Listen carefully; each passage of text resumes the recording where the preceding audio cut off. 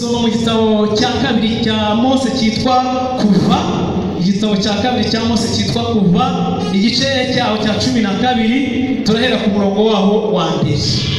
Tugiye gusoma mu gitabo cya Mose cya kabiri cyitwa Kuva, mu gice cya 12 turahera ku murongo waho wa mbere. Reka dusome mu izina rya Yesu. Umutwe w'amagambo uravuga ngo Uwiteka abwiriza Mose ibya Pasika. Uwiteka abwirira Mose na Aroni mu gihugu cya Egiputa ati, uku kwezi kuzababere imfura y'amezi. Haleluya. Kuzababere ukwezi kwa mbere mu myaka.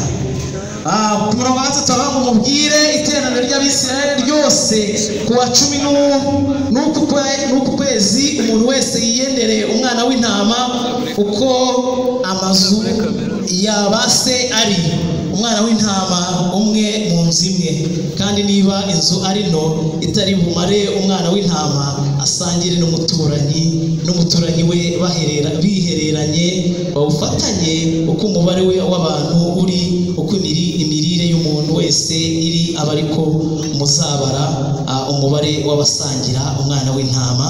Ku murongo wa 11 hakavuga ngo uko aba ariko muzazirye mukenyeye, mukwese inkweto, mwitwaje inkoni, muzazirye vuba vuba. Ku murongo wa 22 muri kiriya gice cya 12 bakavuga ngo mwende umukamata wa Ezovu, mwinike mu maraso yo mu rwabya, mumishe amaraso yo mu rwabya mumishe amaraso yo mu rwabya mu ruhamo rw'umuryango no ku nkomanizo zombi, he kugira uwo muri mwe usohoka mu nzu ye mugeze mu gitondo mwakiririza ijambo ry'Imana. Yesu ashimwe. Haleluya. Hanyuma twihuse cyane kugira ngo tutaza gutinda, reka turebe n'amagambo y'Imana dusanga mu butumwa bwiza bwa Yesu Kristo ubwo bwanditswe na Yohana igice cya 13. Amagambo y'Imana dusanga mu butumwa bwiza bwa Yesu Kristo uko bwanditswe na Yohana igice cya 13, naho turahera ku murongo waho wa mbere tugeze ku murongo waho wa 5 wonyine. Haravuga ngo Yesu yoza ibirenge by'abigishwa be.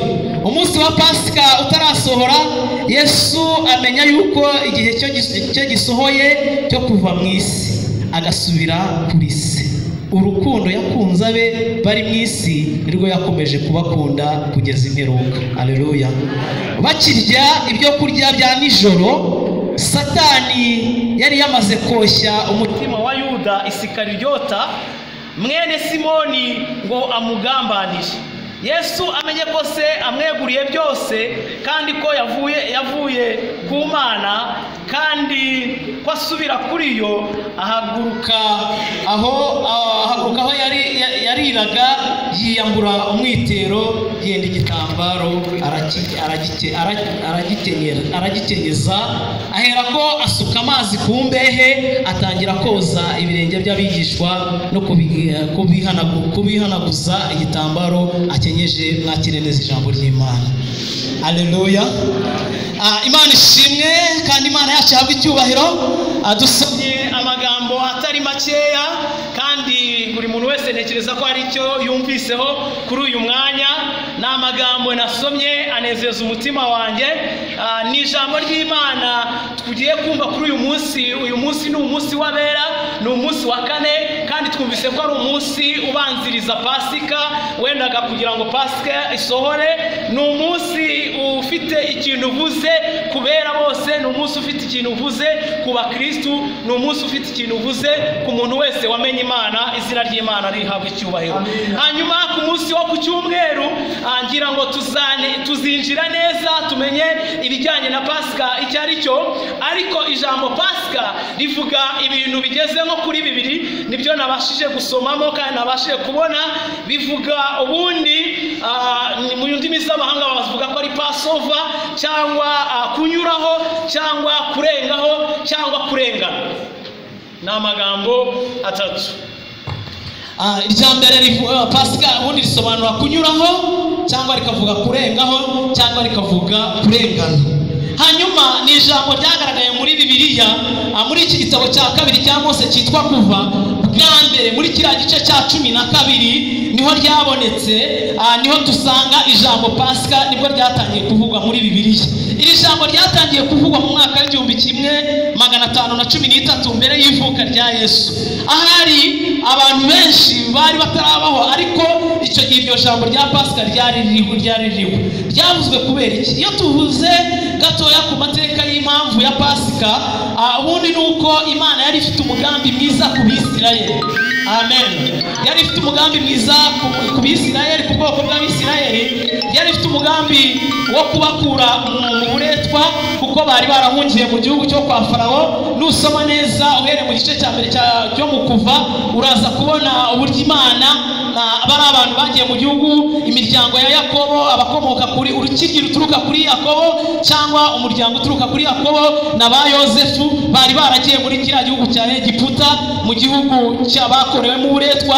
Bahura n'umugabo witwa Farawo. Farawo arabatoteza, ariko kubera ko Imana yari ifite umugambi kuri ubwo bwoko bw'Imana wo kuzabakura muri icyo gihugu cy'uburetwa, bwo gusohoza isezerano ryayo, kubakura mu rupfu rw'iteka, ikindi kubaha urukundo no kubaraga ubugingo bw'iteka. Amen. Haleluya. Icyo nicyo kintu cyatumye Pasika ijyaho, ni icyo ngicyo, n'uwo mugambi Imana yacu yari igamije. Hanyuma nguko uko Imana yatumye Mose na Aroni, nubisoma neza, yahagurukije Mose na Aroni, irababwira ati nimuhaguruke mbatume muri kiriya gihugu cya Egiputa, mujye kurenganura ubwoko bw'Imana. Imana yacu imenya abarengana, ikamenya abo yohereza kugira ngo barenganure ubwoko bw'Imana, ibakure mu ivata ry'ibyaha, ibakure mu rupfu, ibakure mu bibagora, ibanezeze, ibagirire neza kugira ngo yiheshe icyubahiro. Haleluya. Haleluya. Mose rero ngo yaradidimangaga, ntabwo yavugaga. Ihagurutsa Aroni nk'umuntu wari umuhanga, wari ufite ubwenge, wagombaga kujya asobanura ibyo Mose agize gute avuze, cyangwa ibyo bamubwiye atabashaga kumva. Icyo gihe yamuhaye Aroni nk'umuhanga kugira ngo nawe yabasha kugira ngo agire gute asobanure. Nihagira uvuga ngo Imana igize gutya, Aroni aba yabyumvise kare. Nihagira ushyira mu rufaransa kubera ko Imana ishobora byose, Aroni aba yagize gute yabyumvise kare, abivuge. Imana yacu ihabwa icyubahiro. Kubwira Farawo rero yabahagurukije igamije iki? Kwari ukugira ngo ibwire Farawo arekure Abisirayeli basubire mu gihugu cy'iwabo. Ariko nagira ngo mbabwire ngo hari igihe Imana igira ikintu ikora, cyangwa Imana ihagurutsa abantu bayo kugira ngo baze bakuburire, bakubwire ngo vamo hakiri kare, ukanga kuvamo. Iyo waze kuvamo rero, cyangwa iyo waze kurekura ubwoko bw'Imana, cyangwa iyo waze kurekura ibyo ufite, uhura n'ibikugerageza, uhura n'intambara nyinshi cyane, ukibuka kuvamo ibintu byayobera. Reka mbabwire icyakubiri cyari gikomeye cyane. Muzi yuko ubwo Mose na Aroni bahagurukaga bakagenda bakabwira Farawo ngo narekure ubwoko bw'Imana, Farawo yinangiye umutima akanga kumva, paka igihe Imana igize igihe cyo kuboherereza ibyago. Ibohereje ibyago bingahe? 10. Yohereje mu gihugu cya Egiputa ibyago 10. Sindi mubivuge cyane, ariko nujya kureba muri kiriya gitabo cyo Kuva urabisangamo byose, uko yagiye ibyohereza. Ariko Farawo aranga yinangira umutima, yanga kurekura ubwoko bw'Imana, yanga kurekura ari Imana yari yarashyizeho ikimenyetso. Aravuga ati aba bantu ariko nawe ntiwari kubarekura, kuko bari barakoze ibintu bikomeye cyane.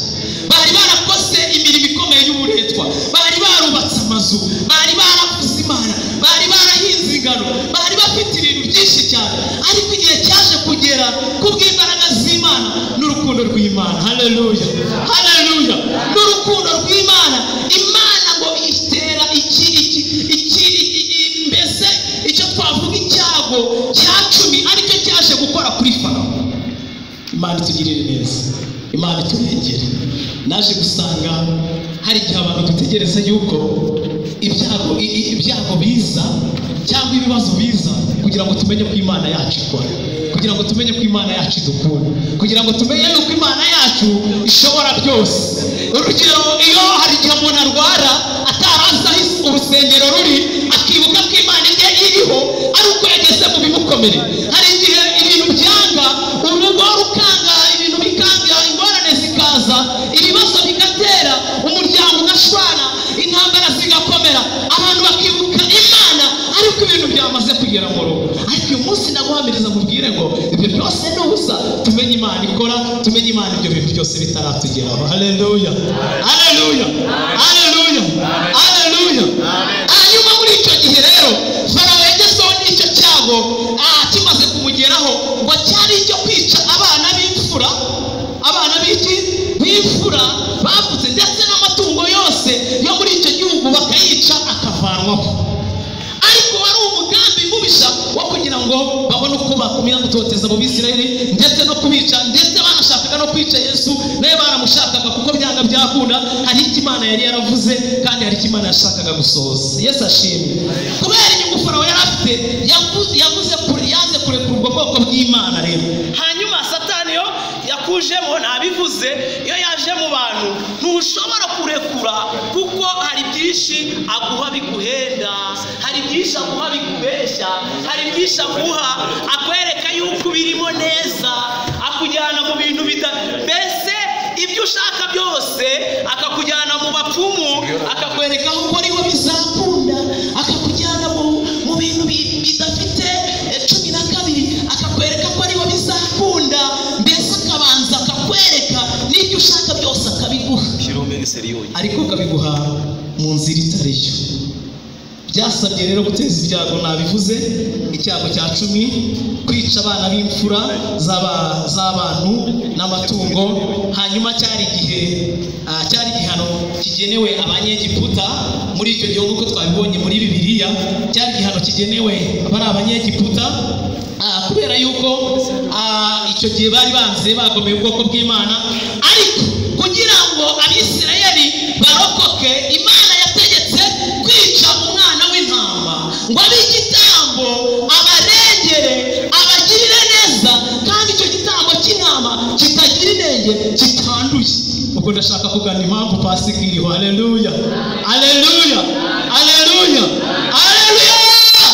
Ndashaka kugana mbabwire impamvu Pasika yizihizwa, impamvu tugomba kwizihiza Pasika, impamvu tugomba kuba mu minsi y'abera, impamvu tugomba kubabarana na Yesu. Ni iyihe? Ni ukubera yuko hari icyo Imana yari ifite urukundo rukomeye cyane, ruta urukundo abantu badukunda. Yesu ashimwe. Haleluya.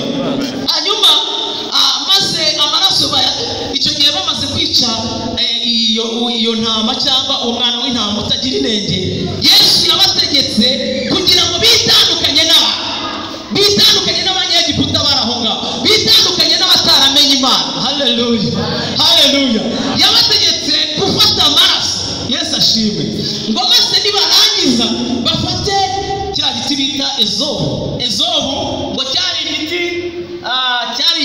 kari hagati Abayuda bagiraga icyuhagiro. Njya numva bavuga ibintu by'icyuhagiro kera cyane, ariko ngo Yesu arababwira ngo bagakoze mu maraso. Haleluya. Ari ahantu heza muri ako kantu bateguye, nibarangiza bagende basige ku nkomanizo z'imiryango. Nibarangiza Yesu araza kunyura aho ngaho, amenye yuko abantu, amenye abo bari kumwe, amenye abo bari kujyana, amenye abo bari mu rugendo rumwe muri kiriya gihe cyo ku cyumweru cyo kuzizihiza Pasika. Izina ry'Imana rihabwa icyubahiro. Haleluya. Ababyumviye baragiye barabikora rero. Yesu ashimwe. Bamaze kubikora, cyari ikimenyetso cyiza cy'uko namara kuhanyura baza kumenya yuko Yesu aza kumenya abo bari kumwe, kandi aza kumenya abari bo n'imiryango bari kumwe. Kuko Yesu yagombaga rero kuhanyura ngaho, rero aho ijambo Pasika ryavuye ni aho ngaho, kuko Yesu yagombaga kunyura aho ngaho, ariko agamije kumenya abari bo, abo bari kumwe, abo bari kumwe mu ijambo ry'Imana, abo bazagendana abari bo. Hanyuma nkuko ntabwo twabivuga byose ngo tubirondore, ariko hari icyo Imana yashakaga. Ahari sinavuze neza intego y'iri jambo ry'Imana nari ifite, iravuga ngo nimugire urukundo rw'Imana. Haleluya. Nimugire urukundo rw'iki? Imana. Abantu tugira urukundo rw'Imana. Ngaho ahantu ikintu cyatumye Yesu atubabarizwa, acishwa bugufi, arangije yoza ibirenge abigishwa be, kandi muri bari abigishwa yozaga, ntabwo yari ayobewe yuko harimo Yuda w'Isikariyota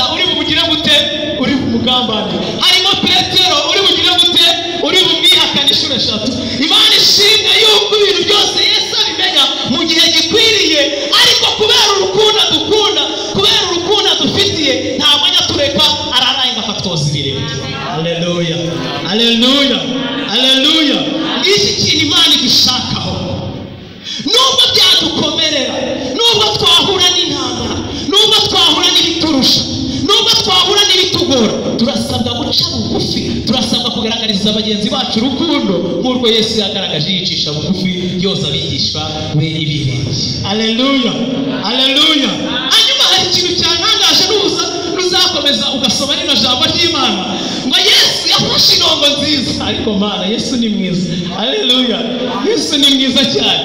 Ngo yaramurebye aravuga ati ibyo aribyo byose nubwo muri kwivugisha gutya, afata ngo intongo nziza yari irimo arayimuhereza, ngo Yuda arayakira neza.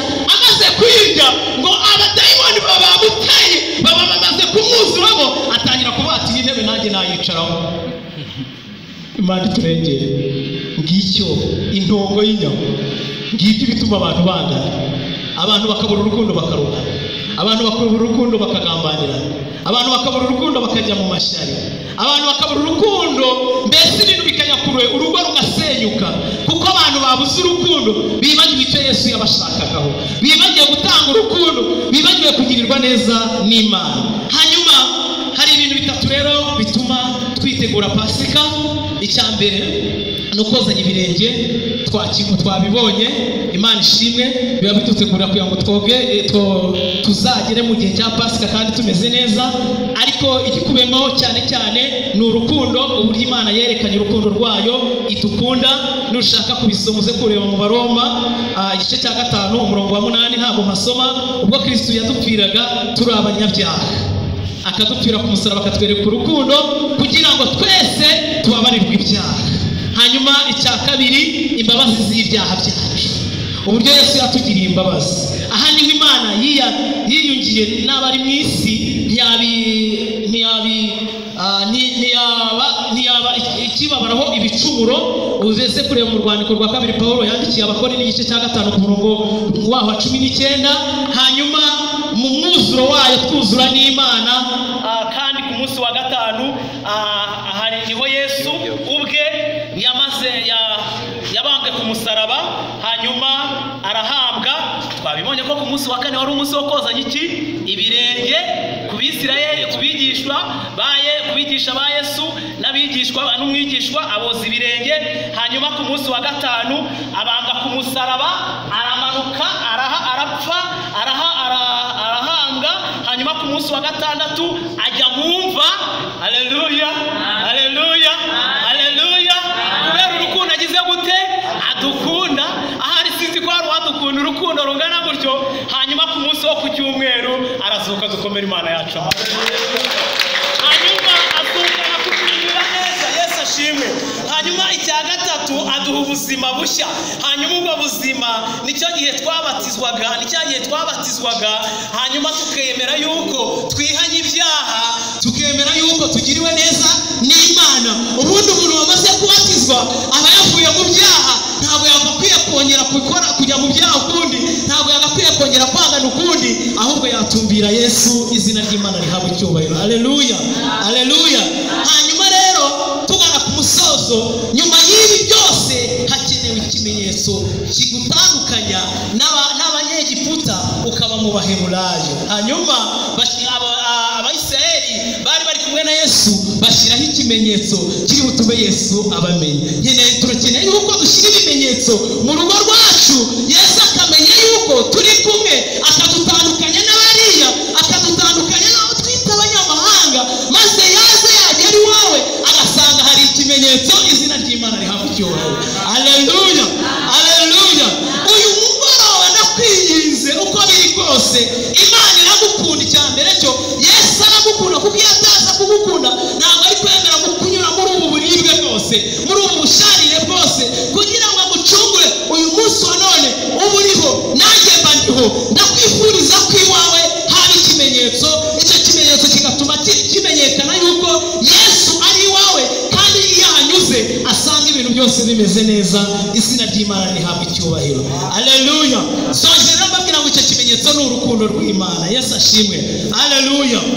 Aho Yesu yatangiye yoza ibirenge by'abigishwa, twahabonye icyo kimenyetso cy'abana b'Imana cyangwa icyo kimenyetso cy'urukundo nyarwo tugomba gukunda, urukundo rw'Imana tugomba gukundana ubwacu, twebwe ubwacu turagisanga mu rwandiko rwa mbere Pawulo yandikiye Abakorino igice cya 13 ku murongo waho wa mbere tugeze ku murongo waho wa 4. Reka Reyirita Sama hadusomere yihuse urwandiko Pawulo yandikiye Abakorino, urwandiko rwa mbere Pawulo yandikiye Abakorino igice cya 13 umurongo waho ahera ku murongo waho wa 4.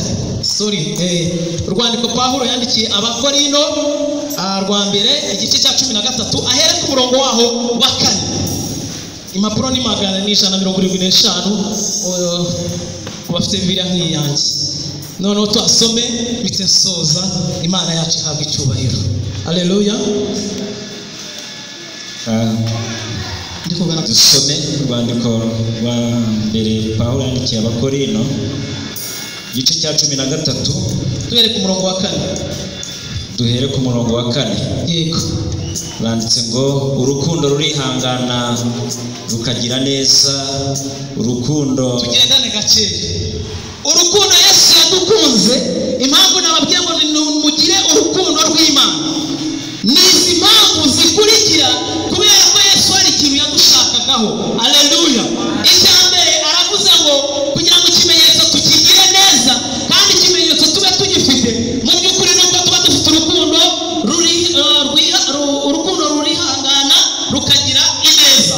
Kabiri, urukundo ntirugira ishyari. Urukundo nyarwo ntabwo rugira gute? Rugira ishyari. Urukundo ntirwirarira. Urukundo ntabwo rwirarira. Ntirwihimbaza. Iyo Yesu aza kwihimbaza aba yaraturetse. Iyo Yesu aza kwihimbaza aba yarakuretse yarwarika guhita. Iyo Yesu aza kwihimbaza aba yarakuretse ahawe hakubahane bagiranwe uba waragize muri giheno. Ariko uyu munsi wa none kubera ko kidukunda rata. Haleluya. Haleluya. Kubera ko kidukunda nta shyara agira gute? Nta kwirarira agira gute? Afite. Ntirukora ibiteye isoni. Ntabwo rukora ibiteye isoni. Haleluya. Ntirushaka ibyarwo. Ntiruhutiraho. Ntirutekereza ikibi ku bantu. Ntirwishimira. Uretse gatoya. Urukundo rw'Imana ni rurerure cyane. Haleluya. Haleluya. Urukundo Imana idukunda ntabwo rutureba uko tumeze, ntabwo rutekereza ikibi ku bantu bacu. Ariko kuri ubu ngubu ndagira ngo nakubwira uwo Satani yamaze gusara, uwo Satani yamaze kugeraho, aramureba akavuga ati nzamuha uburozi. Aramureba akamutekerezaho ikibi kandi atari we wamureba. Ariko muhumure, Imana igiye kudushyiraho ikimenyetso. Haleluya. Komeza. Ntirwishimira gukiranirwa kw'abandi, ahubwo rwishimira ukuri. Ntabwo rwishimira gukiranirwa kw'abandi. Rubabarira byose. Haleluya. Rubabarira byose. Rwizera byose. Imana. Rwiringira byose. Urukundo rw'Imana. Rwihanganira byose. Rwihanganira intambara duhurira nazo mu bigeragezo, mu byo tunyuramo byose rurazwihanganira. Imana ishimwe. Urukundo ntabwo ruzashira. Haleluya. Urukundo rw'Imana ntabwo ruzashira. Guhanura tuzarangizwa no kuvuga izindi ndimi tuzagira iherezo. Ubwenge nabwo buzakurwaho, kuko tumenyaho igice kandi duhanuraho igice. Ariko igishyitse rwose kizasohora, bya bindi bidashyitse bizakurwaho. Nkiri umwana muto navugaga nk'umwana muto, ngatekereza nk'umwana muto, nkibwira nk'umwana muto. Ariko maze gukura mva mu by'ubwana. Icyakora none turebera mu ndorerwamo ibirorirori, ariko icyo gihe tuzarebana duhanganye mu maso kubera urukundo rw'Imana. Haleluya. Icyo gihe tuzareba duhanganye mu maso y'iki ye, kandi tuzaba turi kumwe twirebanira ubwacu, atubwira ati mwana gutambuka kuko wanesheje iby'isi, ntabwo wagize biriya byose, wagize urukundo ukiri mwiza. Haleluya. none menyaho igice, ariko icyo gihe nzamenya rwose nk'uko namenywe rwose. Ariko none hagumyeho kwizera n'ibyiringiro n'urukundo, ibyo uko ari bitatu, ariko ikiruta ibindi ni urukundo. Mwakeneye ijambo ry'Imana. Reka dusenge Imana. Haleluya, haleluya.